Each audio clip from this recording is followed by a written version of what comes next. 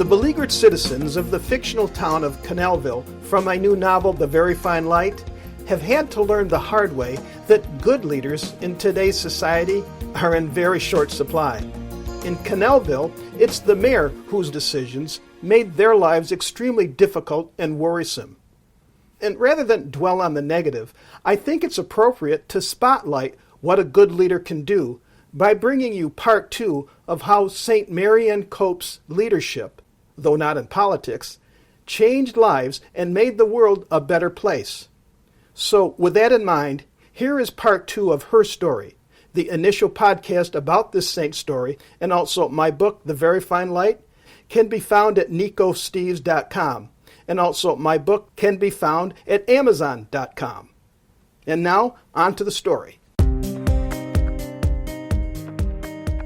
Now, Saint Marianne's story does not report on apparitions of the Virgin Mary.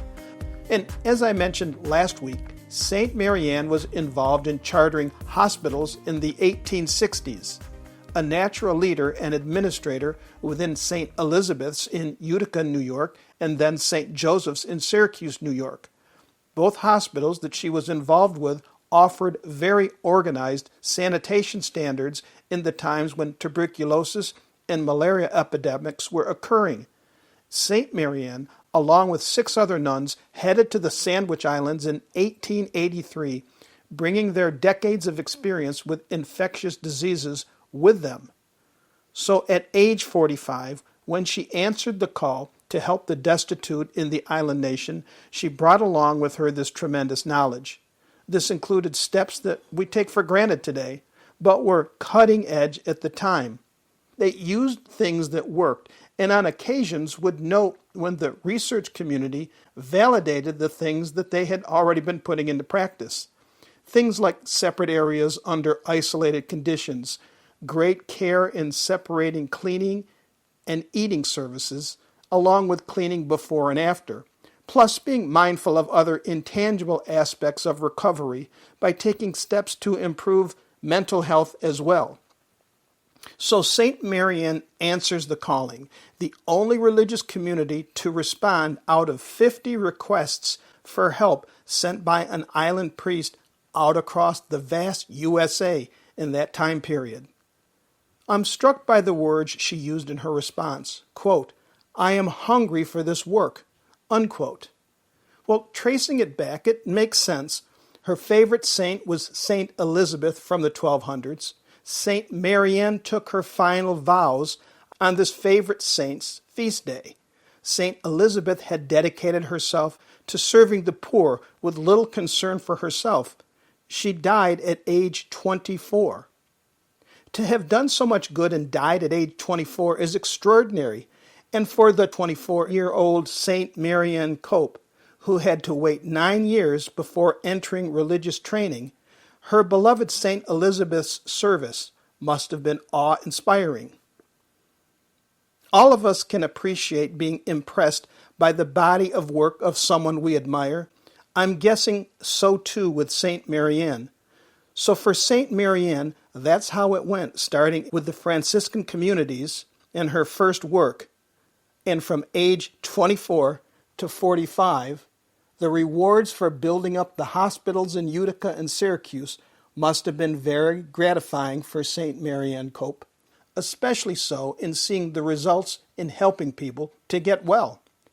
And then the letter appeared from the priest in the Sandwich Islands requesting aid in managing hospitals and some schools, but with an emphasis on Hansen's disease patients.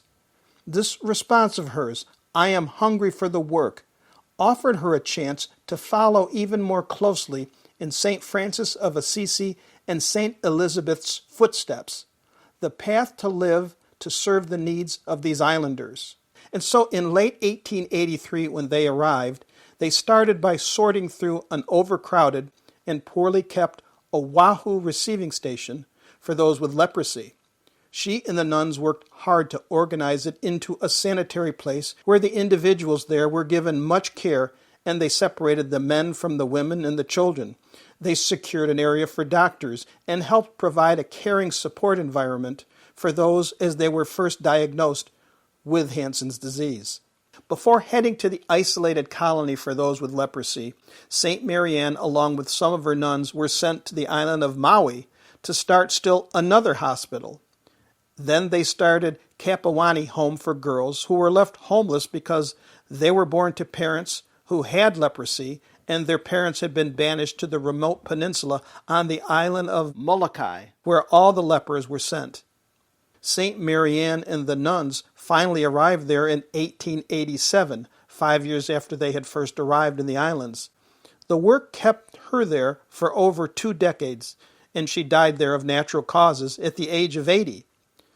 Though initially they were only going to Hawaii for just a few years, Saint Marianne Cope chose to remain there for the rest of her life. She improved the quality of life there. The year 1890 was the peak year for this leprosy colony, with over 1,200 men, women, and children there at the time.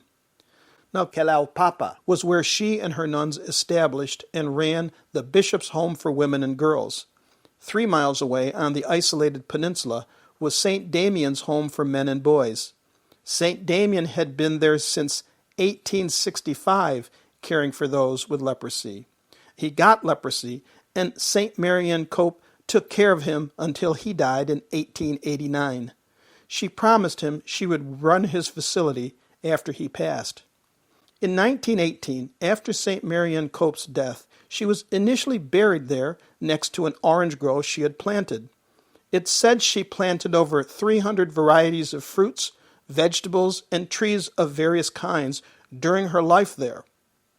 In 2005, during the research to establish Saint Marianne as a saint, her remains were returned to her Syracuse community and placed in St. Anthony's Chapel there, this being a more accessible place.